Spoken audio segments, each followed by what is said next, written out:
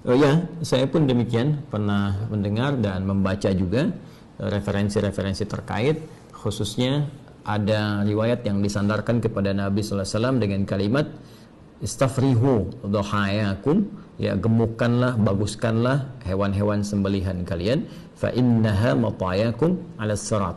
Karena sesungguhnya hewan-hewan kurban, hewan-hewan sembelihan yang dibaguskan itu nanti akan datang di hari kiamat menjadi kendaraan kalian melewati sirat, ya, melewati jembatan penyeberangan yang menentukan antara rahmat ataukah azab, antara surga ataukah neraka. Namun demikian persoalannya, riwayat ini dan riwayat-riwayat terkait, ya, nanti ada beberapa jenis lafaz-lafaz yang berbeda, ada yang thamminu, ya, atau yang azimu, ya, besarkan, baguskan, cari yang terbaik di hewan kurban kalian, dan ujungnya sama, bahwa sungguhnya hewan-hewan itu akan menjadi kendaraan tunggangan kalian saat melewati as-sirat atau di hari kiamat. Seluruh riwayat-riwayat ini persoalannya dinilai oleh para ulama-ulama pakar di bidang ahli hadis itu sebagai riwayat-riwayat yang sangat lemah, bahkan sebagian diantaranya tidak memiliki asal, ya, sehingga disebut hadis-hadis yang bermasalah. Bahkan Ibnu Arabi Al-Maliki menyebut hampir seluruh hadis-hadis yang terkait dengan keutamaan-keutamaan penyembelihan kurban, ya, yang dimaksudkan keutamaan ini yang berlebihan, yang seperti tadi disampaikan, itu tidak ditemukan kekuatannya, ya, atau dipandang lemah, ya, dalam persoalan-persoalan terkait dengan keutamaan-keutamaan penyembelihan hewan kurban.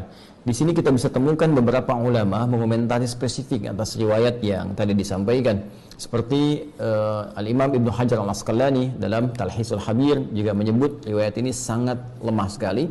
Demikian dengan misalnya As-Sakhawi, ya, As-Sakhawi pakar di bidang penelitian hadis, beliau punya kitab namanya Maqasidul Hasanah, juga senada dengan Ibnu Hajar Al-Asqalani, menilai hadisnya sangat lemah sekali. Demikian juga Al-Munawi dalam Faidul Qadir, beliau menyebut bahwa ini pun sangat lemah sekali.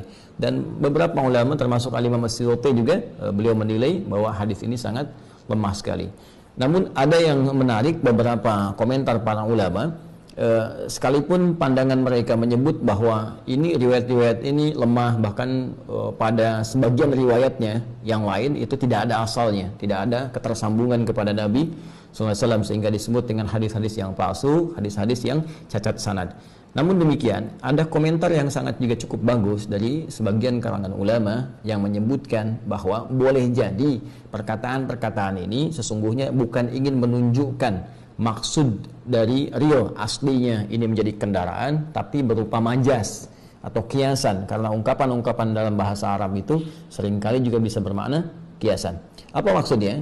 Maksudnya adalah hewan-hewan ini, ya, jika memang kita bisa mencari yang paling bagus, mencari yang paling baik, maka dimungkinkan pahalanya semakin bagus, ya, semakin baik, semakin banyak. Dan dengan banyaknya pahala ini yang akan memudahkan kita melewati as-sirat, karena timbangannya semakin besar, timbangan semakin banyak. Ya, bukankah kurban pertama yang diterima oleh Allah Subhanahu wa taala dari anak Nabi Adam alaihissalam adalah kurban yang terbaik, ya, kurban yang paling bagus, ya kan? Seperti disebutkan, disyaratkan di Quran surah ke-5 Al-Maidah ayat 27 itu, ya, watlu alaihim naba abnai adam bil haqqi idh qarraba qurbanan fatuqbila min ahadihima, ya, wa lam yutaqabbal minal akhar.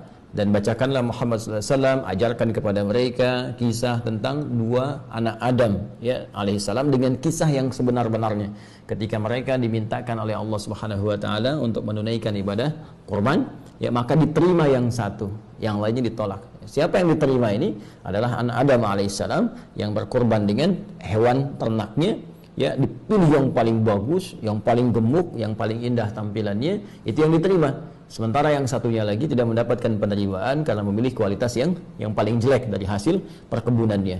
Nah, ini di sini, ya, kemudian terlihat bagaimana kesungguhan untuk berkorban itu, sampai-sampai ketika Allah pun menurunkan surah Al-Kautsar, ya, kepada Nabi Muhammad SAW yang menjamin surga terbaiknya dengan segala keindahan nikmatnya, sampai-sampai Allah memerintahkan Nabi bersyukur untuk memperbanyak salat, kemudian juga berkorban, ya. Dan perhatikan kalimatnya, inna a'tainakal kautsar fasalli, ya, maka salatlah li rabbika, kepada Rabbmu, ya, wanhar, ya, dan berkurbanlah. Kalimatnya menggunakan nahar. Nahar itu sepakat dalam bahasa Arab digunakan untuk apa? Unta, ya, hewan sembelihan untuk untuk unta, sedangkan unta tingkat yang paling tinggi, yang paling bagus, yang paling besar, yang paling banyak manfaatnya. Nah, ini memberikan isyarat kepada kita bahwa jika kita akan berkorban, maka dengan anggaran yang mungkin kita bisa keluarkan, cari yang paling bagus hewannya. Jika harta kita misalnya cukup berlebih, maka dengan harta itu cari yang paling terbaik. Ya, cari yang paling bagus, yang paling gemuk, yang paling banyak manfaatnya. Maka dari situ, apa yang bisa didapatkan, keikhlasan kita dengan berkorban itu yang menjadikan pahala bisa berlipat. Dengan pahala berlipat, mizannya semakin kuat, semakin berat, dan dengan semakin berat ini, itu yang berpeluang kemudian menghadirkan ridha Allah Subhanahu wa taala, menutupi kesalahan kita sehingga mempercepat kita melewati sirat.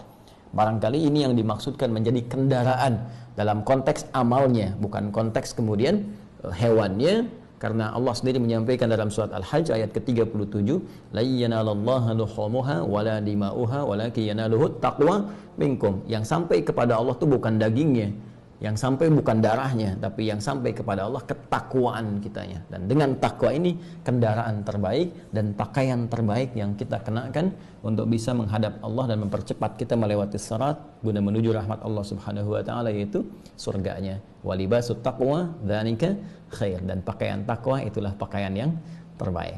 Jadi kita simpulkan dari segi sanad kualitasnya sangat lemah. Bahkan bukan hanya sangat daif jiddan, tapi juga ada yang la aslalahu, nggak ada asalnya, ada yang palsu dan sebagainya. Tapi dari segi matannya, dari segi isinya, ada isyarat yang menunjukkan ini bermakna kiasan, dalam arti pemahaman memperbagus hewan kurban supaya pahalanya banyak, dan dengan pahala itu itulah kendaraan terbaik untuk menuju surga dengan rahmat Allah Subhanahu wa ta'ala. Saya kira demikian cara memahaminya. Semoga Allah Subhanahu wa ta'ala meringankan segala apa yang kita ikhtiarkan untuk mudah dilakukan, dan semuanya mendapatkan penerimaan di sisi Allah Subhanahu wa ta'ala.